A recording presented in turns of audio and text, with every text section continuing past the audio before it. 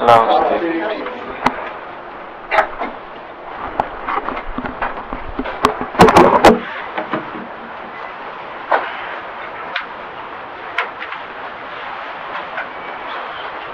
En nombre del Padre, del Hijo y del Espíritu Santo. Amén.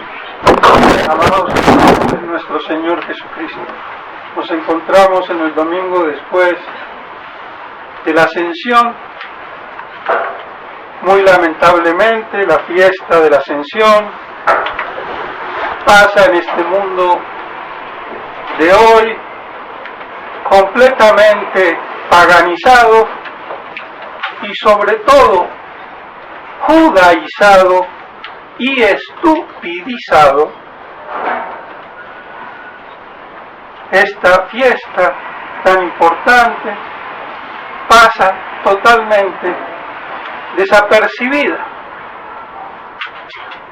y es uno de los grandes misterios de nuestro Señor Jesucristo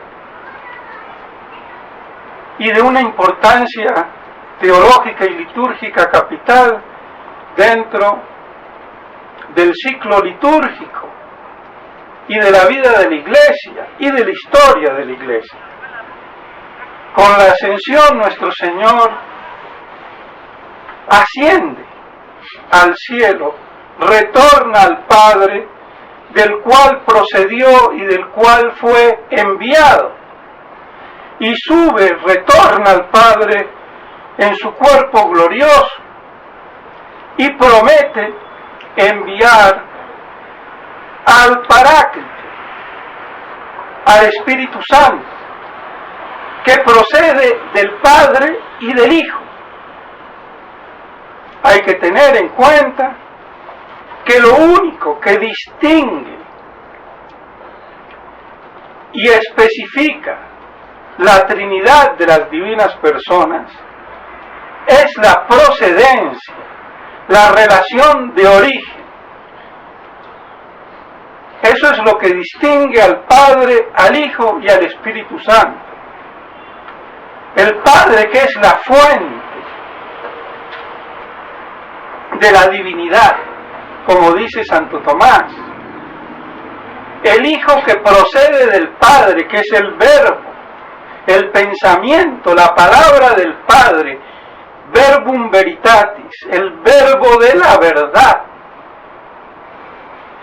Y el Espíritu Santo, que procede del Padre y del Hijo, como Espíritu de verdad. El Hijo procede a modo de nacimiento y el Espíritu Santo como procesión expirada. Y por eso se dice Espíritu Santo, como soplo expirado del mutuo amor que hay en el conocimiento del Padre y del Hijo.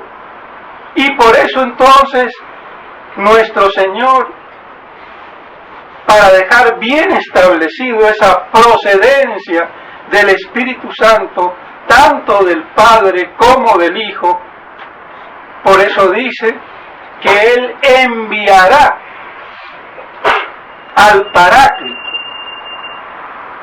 al Consolador, aunque esa expresión Consolador es medio sentimentalona, tomada de la Vulgata, y no es tan exacta, pero bueno, pasa. Pero más que consolador de pañuelo de lágrimas, es el gran puntal de la Iglesia, el gran fortificador de la Iglesia, el consolidador de la Iglesia, el que mantiene viva la Iglesia. Sin la obra del Espíritu Santo, la expansión de la Iglesia, la misión de los apóstoles hubiera quedado marchita en el olvido. Por eso entonces era necesario que el Espíritu Santo, el Paráclito, el puntal, el alma vivificante de la Iglesia, fuese enviado a la Iglesia, y así se proyectara la Iglesia hasta la segunda venida. La ascensión de nuestro Señor es una de las caras de la moneda cuya otra cara es la parusía. Esto no ha sido, lamentablemente, subrayado, recalcado, reflejado por la prédica normal, delicuescente de los ministros de la Iglesia.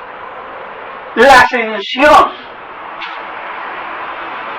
exige, pide, reclama y es inseparable de la parusía. Por eso nuestro Señor nos dice que asciende al Padre y volverá, como lo hemos visto ascender. Eso es lo que le dicen los ángeles, que se quedaron los apóstoles expectantes mirando. ¿Qué miráis?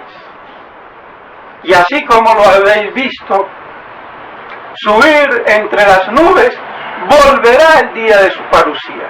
Esto es de fe, es categórico. ¿Y cómo es posible que se eclipse, no se tenga en cuenta ni aún en la predicación evangélica? Eso demuestra que hay un letargo, que hay una anemia espiritual, teológica, litúrgica, del clero decadente, falto de teología.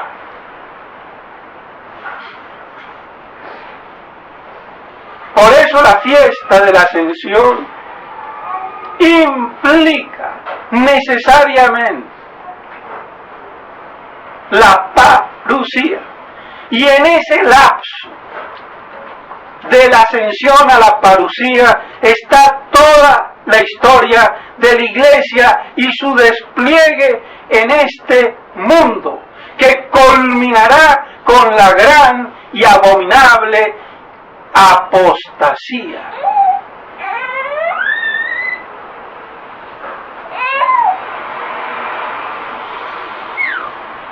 Pero sin embargo, el Espíritu de verdad, el Espíritu Santo, es el que mantiene el imperio de la verdad en la Iglesia.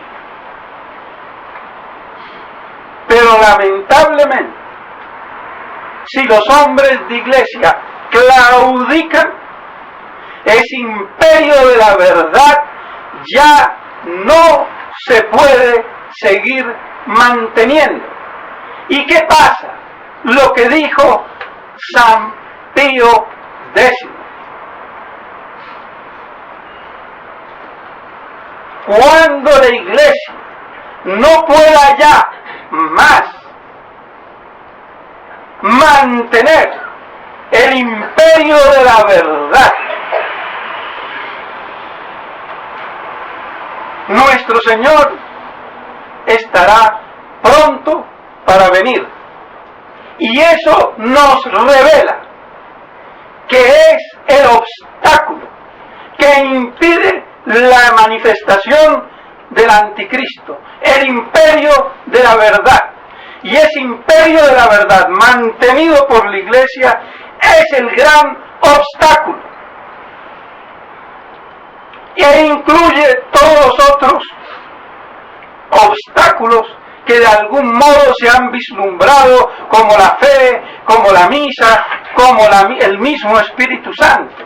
Porque en el imperio de la verdad está todo eso.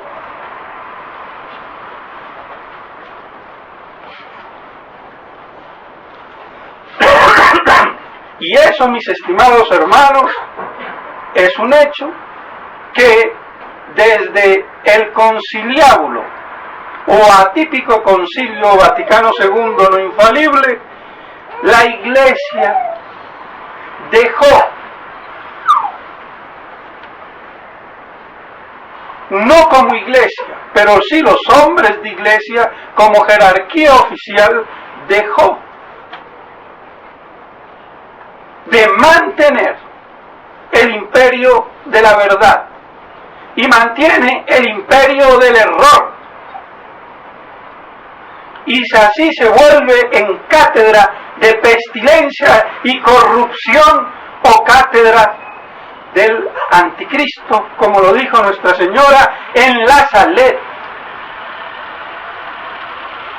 Es que hay que ser muy ignorante o muy cabeza dura o muy caprichosito para que teniendo tantos testimonios no se vean las cosas como son, y que el clero no lo vea, y que los sacerdotes tradicionalistas y los obispos tradicionalistas no lo vean. Eso demuestra la falencia grave espiritual, teológica que hay. Se han hecho deudos del error. No han sabido repeler con violencia y profundidad.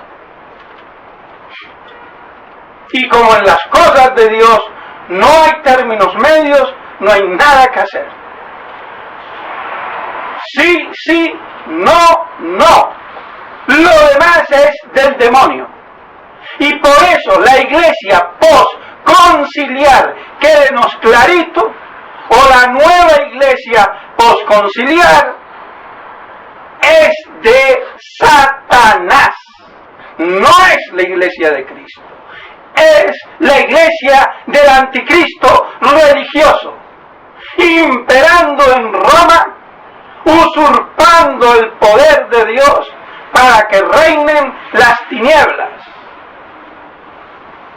Y eso es un hecho. Y allá el que no lo quiera ver y no lo quiera aceptar. Y ese es el gran misterio de iniquidad y la gran abominación en el templo y la gran seducción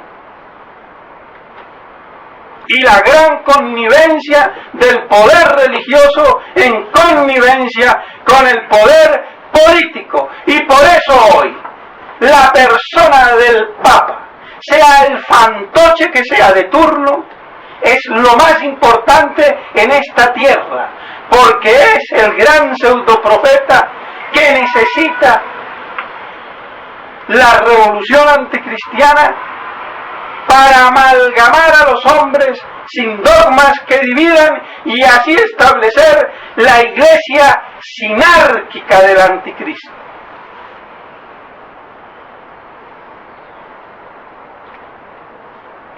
Y es una vergüenza que esto, que ha estado claramente profetizado, claramente dicho, no se quiera ver. Y ya no se hable de la fraternidad o neofraternidad, San Pío X, guiada por el lamentable, inepto Monseñor Felé y el cerebro gris Padre Smith-Berger.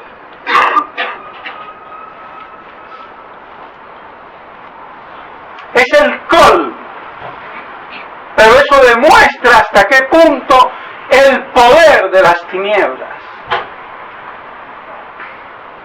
sigue aprisionando las conciencias y las inteligencias. Pero yo no tengo ya pelos en la lengua y estoy dispuesto a morir por lo que digo. Y al primer tontito que se me ponga delante lo decapito con la espada de la verdad. Porque no puede ser que de algún modo la verdad no se diga, aunque no impere oficialmente en la iglesia y en el mundo, se tiene que decir. Alguien lo tiene que decir. Y si no lo dirían las mismas piedras. El testimonio de Cristo no puede quedar absolutamente desconocido.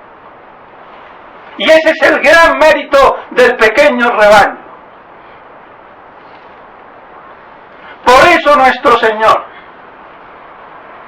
en el Evangelio de hoy, tomado del mismo pasaje de ese sermón de despedida que culmina con la gran oración sacerdotal, en el Evangelio de hoy nos dice dos cosas, nos anuncia dos cosas: el Paráclito y la persecución. La sinagoga, es decir, la iglesia de entonces, os echarán de la iglesia. Y así echaron a Monseñor Lefebvre, y así me echaron a mí de la fraternidad sacerdotal San Pío X, o sea, doblemente excomulgado, y bendito sea Dios.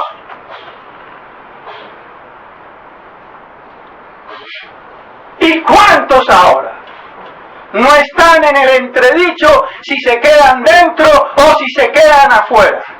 Todavía bobeando. No saben qué hacer.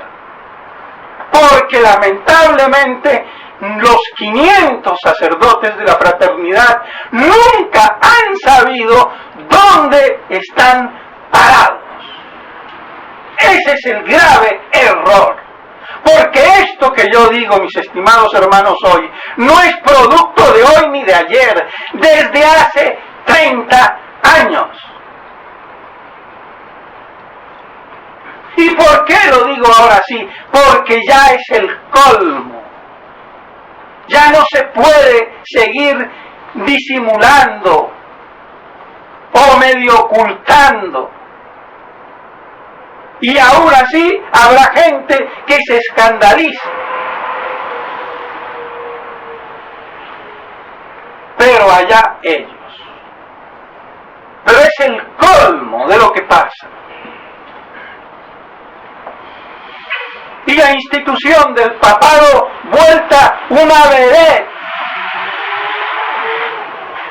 Yo no sé si por eso el gran teólogo exegeta apocalíptico padre Leonardo Castellani, argentino, tenía que ser para contrarrestar lo que otro argentino como Francisquito está haciendo hoy con la iglesia. Es increíble. Y fíjense, si no es así, cómo un papa va a ser la vedera ahora en esa reunión mundial en Brasil que no tiene nada que ver con la fe, con la iglesia. Eso demuestra en qué se ha convertido y los millones que se gastan. ¿Y dónde está la iglesia de los pobres? Es que está como Judas. Guarden el perfume para dárselo a los pobres con lo que se obtenga de su precio. Estos vende iglesias y judaizantes. Francisco es judaizante hasta los tuétanos, si es que él mismo no es un cripto judío. Y si no, ¿qué diablos hace? Que conoce más sinagogas de Buenos Aires que catedrales o iglesias. Eso es un hecho. Y el que se escandalice, escandalícese entonces de todo. Y no de una parte. Porque ya está bueno que todo se acepta. Todo impera. Y la verdad, eso, no. En una sociedad donde se hace ley y derecho natural la homosexualidad, el matrimonio homosexual y la adopción homosexual, que conculca la ley natural, ¿qué se puede esperar? Y de eso no se escandalizan. Y se van a escandalizar de lo que se diga de la verdad. Es el colmo de la aberración.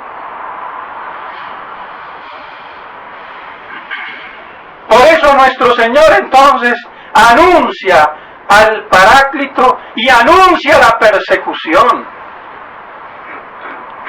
Y la verdadera iglesia nació en la persecución y ha vivido siempre bajo la persecución. Nació en la cruz, nuestro Señor perseguido, los apóstoles perseguidos, mártires.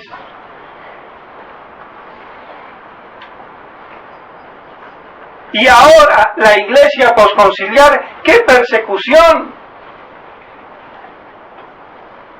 Si todo el universo le rinde pleitesía, no hay ninguna persecución. La persecución es para la verdadera iglesia reducida a un pequeño rebaño, es decir, para nosotros, no para ellos. Esos herejes de pura cepa, apóstatas. Toda la jerarquía oficial de la iglesia, óiganlo bien, es apóstata. Que lo hagan consciente o inconscientemente ya no me interesa. Objetivamente es un hecho.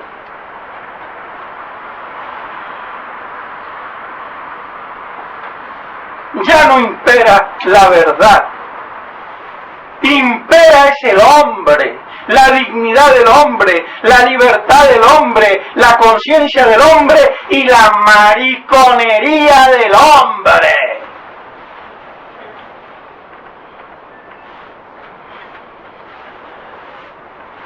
Esa es la realidad. Lo repito, aunque suene duro, mariconería del hombre, el colmo, el colmo. Y eso porque, como dice Santo Tomás, han conculcado la esencia de Dios, el concepto teológico sobrenatural de la fe de Dios. Entonces Dios permite que la naturaleza del hombre se conculque, se invierta, se corrompa, se desnaturalice, y así a ver si como castigo se dan cuenta lo que estos hombres imbéciles, antinaturales, haciendo aberración del uso natural de la naturaleza humana, se dan medio cuenta de qué diablos pasa con lo que hacen con su idolatría, con la esencia divina que conculcan. Ese es el motivo teológico.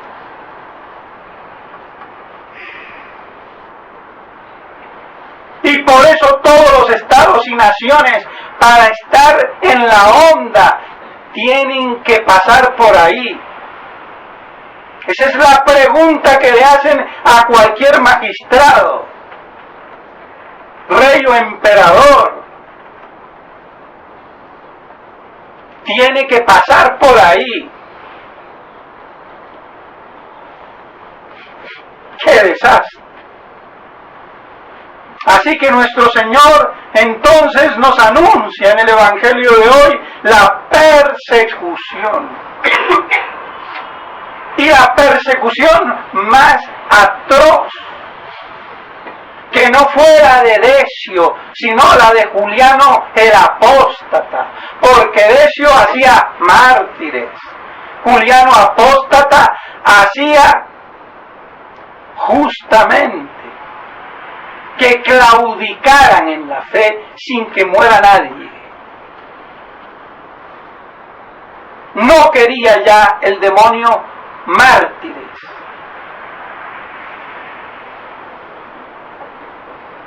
Quería apóstatas que han claudicado en la fe en su corazón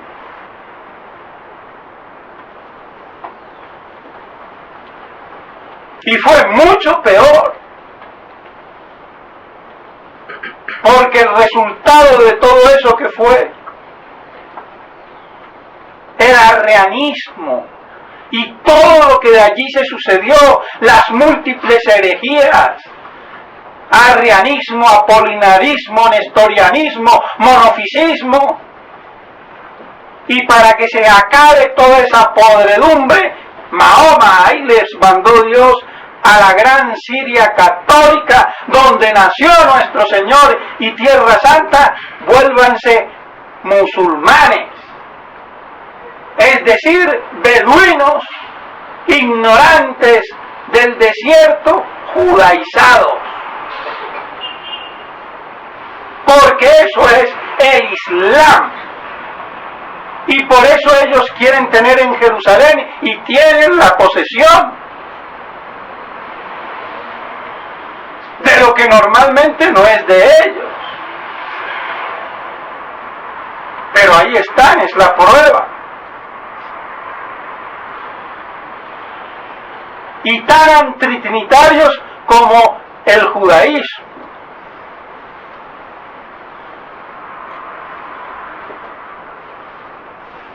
Así que la persecución que hoy vivimos no necesariamente tiene que pasar por sangre y cuchillo. Basta ahogarla como hoy se está haciendo con el SIDA mental. La mitad de los tradicionalistas no sabe o no sabemos dónde estamos parados. Ya se acabó aquel imperio de la fraternidad en todo el mundo radiante, como era en la época de Monseñor Lefebvre y Monseñor de Castromayer. Tanto los discípulos de Monseñor de Castromayer claudicaron, y vean ahora lo que está pasando con la fraternidad sacerdotal, San Pío X.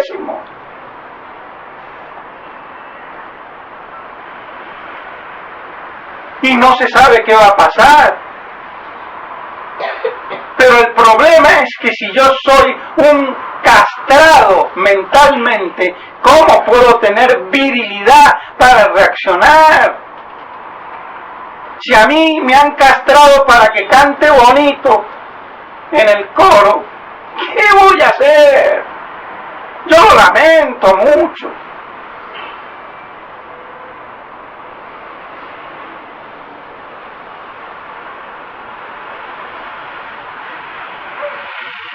Es lamentable, pero hay que decirlo para que las cosas se evidencien y aquellos que amen la verdad puedan verla, contemplarla y salvarse, pero no seguir haciéndole el juego.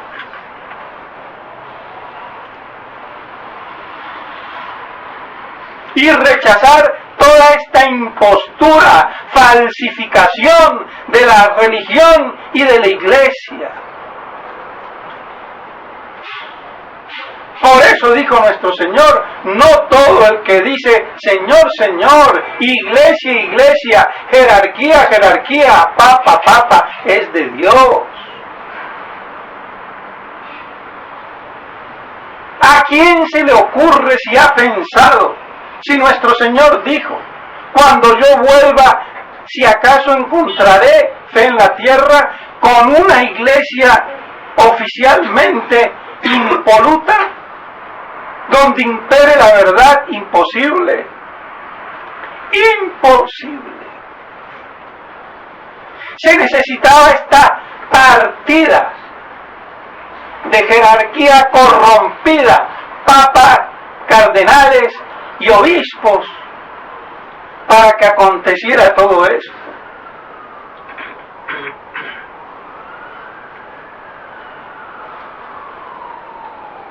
Está claro.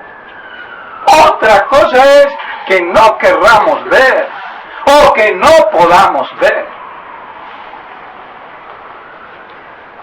Pero los pocos fieles que se mantengan sí tendrán que ver. Y quizás por eso nuestro Señor dice que si Él no abrevia o acorta los tiempos, nadie se salvaría, porque perderíamos a la larga o a la corta la visión por la presión político, social, económica. Cuando uno no puede gozar de ningún puesto, ni en este mundo, ni en la iglesia, si no se está de acuerdo, ni en el mundo político, ni en la iglesia. Hay que ser un paria vendido para ocupar esos altos cargos en la iglesia y en el mundo político.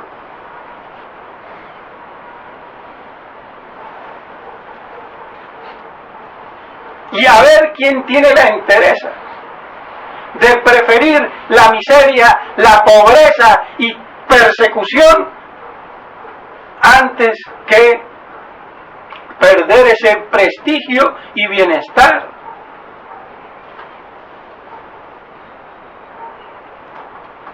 Es fácil decirlo, pero en los hechos, a ver.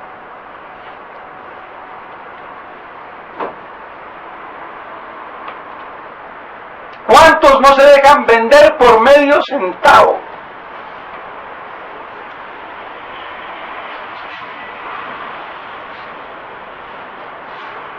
Como pasa con los padres en la fraternidad, perder el priorato, perder el puesto, quedarse solos. Cuando lo que hay que hacer es decir las cosas como son y pase lo que pase.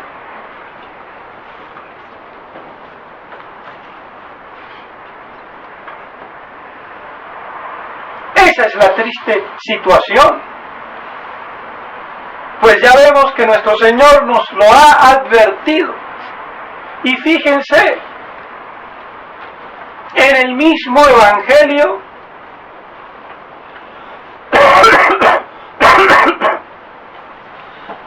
tomado para el domingo después de la Ascensión, se va todo glorioso al cielo, nos promete el Espíritu Santo y ñácata, persecución. No hay nada que hacer. O sea que esa iglesia light, donde todo anda bien y no hay persecución, eso no es de Dios. Nuestro Señor no murió gratuitamente en la cruz. Y la iglesia tiene que ser crucificada, y los hombres verdaderamente de iglesia serán crucificados. No hay nada que hacer. El que es gloriado, alabado, ese ya está vendido. Por eso estos papas posconciliares son alabados por el mundo. Ya hemos sabido que 3 son judíos: Pablo VI, Juan Pablo II y Benedicto o Maledicto XVI, que sigue ahí en Roma. Y Francisquito, bueno, eso ya es el colmo de la farándula, ni se diga. Es lamentable. Por eso las profecías de San Malaquías no necesariamente tienen que hablar del último papa vigente, sea papa o antipapa, sino de la situación de la iglesia, y que a partir de Gloria Olive comienza esa evidenciación en el cetro petrino, Petro romano, sean uno o los que sean, hasta la parucía. Y no porque no haya sido antes, sino porque ya se evidencia, Si hasta la línea media, como Caponeto, tan culto en la Argentina, por nombrar a uno de los más conocidos, con Bergoglio,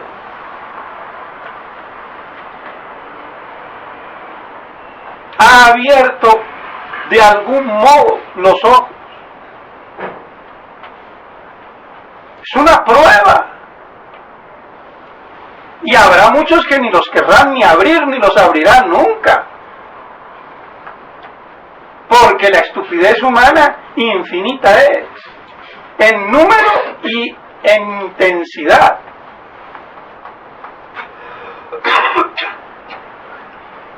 Pues bien, mis estimados hermanos, que estas cosas nos consoliden en la fe y que tomemos conciencia de ese pequeño rebaño mártir, testimonio de la verdad, del espíritu de la verdad. Poco importa si morirán o no mártires físicamente, pero son testimonio de la verdad. Y por ese testimonio también hay un martirio moral quizás mucho peor que el que acaba con la vida. Oiga, si a mí me pegan un tiro por la fe, ya me gané la lotería eterna en el cielo. Se acabó la fregadera en este mundo. Me hacen un favor a mí y a cualquiera de ustedes. Pero seguir combatiendo en esta inhóspita trinchera contra viento, mar, mundo y lo que fuera, eso es titánico. Humanamente es imposible. Sobrenaturalmente sí, pero humanamente es imposible. Eso es mucho peor. Y esa es la gran agonía apocalíptica que de algún modo quería evidenciar San Malaquías. Y por eso habló que durante el pontificado de Petro Romano, que puede ser uno o muchos después de Gloria Oliva, habrá toda esta persecución hasta que venga el justo juez a juzgar a su pueblo. Pues bien, mis estimados hermanos, no lo olvidemos. El gran puntal de la Iglesia, el Espíritu Santo, el Espíritu de verdad, que procede del Padre y del Hijo. Y eso es lo que le da la identidad divina a la Iglesia, fundada por nuestro Señor Jesucristo, el Verbo encarnado, la verdad del Padre eterno. Pidámosle a la Santísima Virgen María que nos ayude a meditar, a compenetrarnos en estas cosas y así enriquecernos sobrenaturalmente en la fe y en la verdad. Y que eso sea verdaderamente oración, para que se rece con el alma, nutridos de la verdad y de los misterios divinos de Dios. En nombre del Padre, del Hijo y del Espíritu Santo. Amén.